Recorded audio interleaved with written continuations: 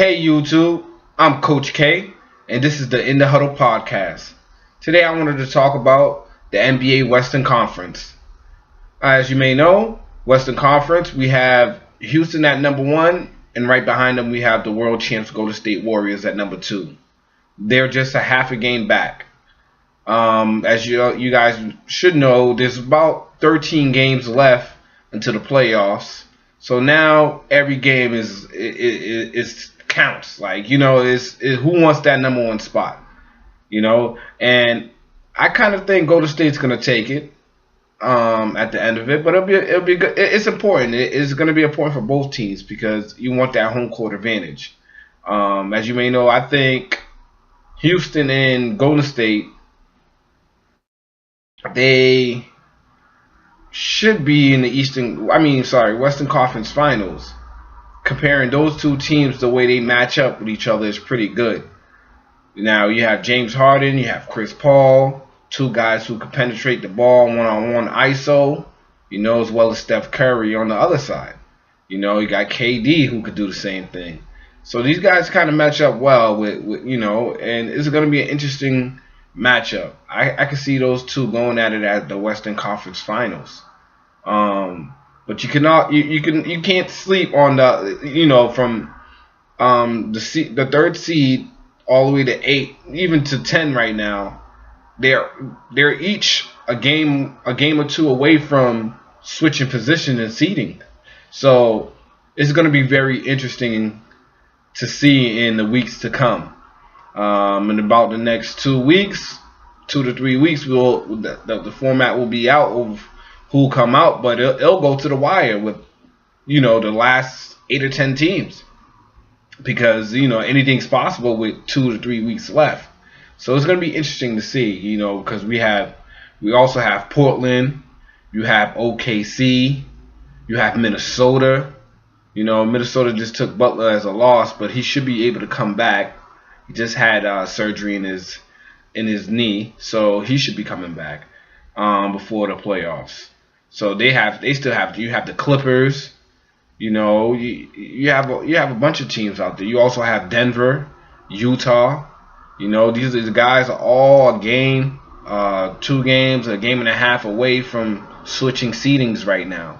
So in the next couple of weeks to come, we'll see a lot of changes back and forth, and it's going to be very interesting, especially the 1 and 2 with Houston and Golden State. Steph Curry, as we may know, that he is currently out for the next 2 games due to a sprained ankle last game. So hopefully, he's been dealing with a lot of ankle injuries in his whole career. So hopefully he'll be in form and ready to go for playoffs and could continue that push. As of right now, we could do a Celtics update. We caught a win last night. We're on a 2-game winning streak. And we beat Minnesota Timberwolves, which was a very good, interesting game. It was good to see. Marcus Smart, I don't know if you guys seen that. That boy got up. It's a little point guard, and you see off the miss of a Jason Tatum miss, he comes out of nowhere down the lane and flushes it. It was a beautiful sight, a beautiful dunk. Shout out to Marcus Smart. Also, I want to send my prayers to Jaylen Brown. As you may know, he took a very serious fall last night's game, and where he stole the ball and went down the lane and tomahawked it down and basically slipped and fell right on his back, pretty bad, awkwardly, and where it looked like he could really seriously damage his neck, back. It looked like a serious whiplash kind of thing where you could see he was in concussion protocol because it looked like he was like hit by a football player, and just like how they cringe up, it was a scary sight to see. And praise to him. And sources says he is fine, and he went through the protocol of the concussion and he's doing all right. So he should be maybe out. Maybe they'll take him, take a game away, let him rest and get himself together. I would like to see that. Don't rush him back. We need him. He's a big focal point of the Celtics. we're playing very well right now. As you know, we're right under Toronto still. We're 2 games back. It's going to be tight. Hopefully, we can catch the #1 seed and taking advantage of that home court advantage will be a plus for us. Which I'm not really too afraid of it, but I feel we could survive on the road, especially in the Eastern Conference. Pretty much. And also, breaking news of an update with Gordon Hayward. He's still considering about coming back. So this is really on NBA.com just recently. He still have high hopes of coming back and returning this year, even though Brad Stevens and Danny Ainge have shut that down and all been saying he's not going to be coming back this year. Other than that, he's still in good spirits and saying he's shooting the ball. He's jumping a little bit while he's shooting. He's just in high spirits. He's about almost 80% running on his own weight on the treadmill. Right now, he considers himself 75%, and that's a good thing. Whether he comes back, next year or if he does this year, that'd be awesome. It'd be a hell of a story. Why wouldn't it be a hell of a story? And it would help us. But I would like to see him come back next year. Take it easy. We're doing fine right now. We have some good pieces. And we're doing okay, You can't ask for nothing better. We lost a good player and we're still playing up to par. And that'd be all about the Celtics update. But breaking news around the NFL. This news is coming in as we speak. As sources is online.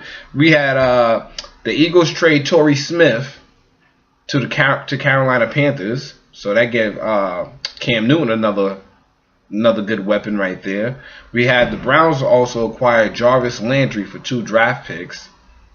And breaking news just right now, the Browns also grabbed quarterback Tyrod Taylor from the Buffalo Bills. So now they just, in less than a few minutes, they just picked up Jarvis Landry, big time, and he's looking like to be one of the top paid wide receivers this year.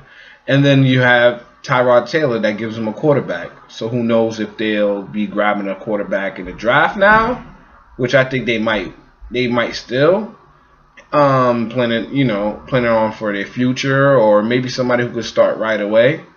Because I feel Tyrod Taylor, he's a good quarterback.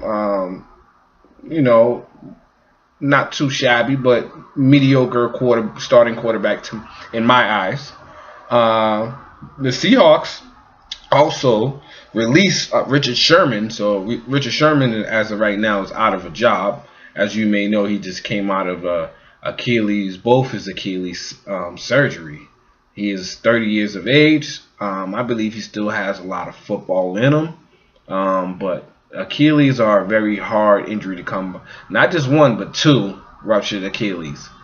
I hope he does. He's a great, phenomenal defensive player. So I would like to see him back out there. I would love to see him come as a Pat, Speaking of that, the Patriots also were in the works of trying to grab Michael Bennett, Martellus Bennett's brother, the defensive lineman, and that didn't work out. Sources says we offered a better deal, but it was just too short on timing, and where he eventually got traded to the Eagles. So now Eagles have Michael Bennett, and that's stepping their defense up even a little bit more for the reigning champions. Mike Evans, the wide receiver for the Tampa Bay Buccaneers, signed a big, massive contract, a 5-year, $72.5 million contract. So shout outs to him. He got his payday. Oh, I'm sorry, it's $82.5 million contract. As well, Aqib Talib, cornerback, ex-Patriots player, Denver Broncos. He was traded to the Rams, Los Angeles Rams.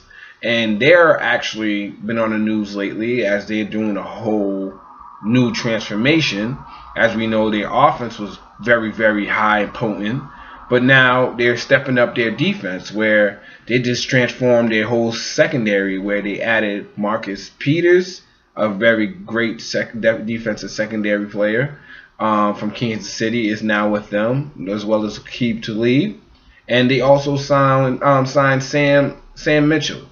I'm sorry, Sam Shield from the Green Bay Packers, who sat out last year due to concussion, but who was also a force. So now you got 3 big time, hard hitting. That secondary is going to be interesting. It's going to be very, very tough out there. And I would like to see how they work all that together under Wade Phillips.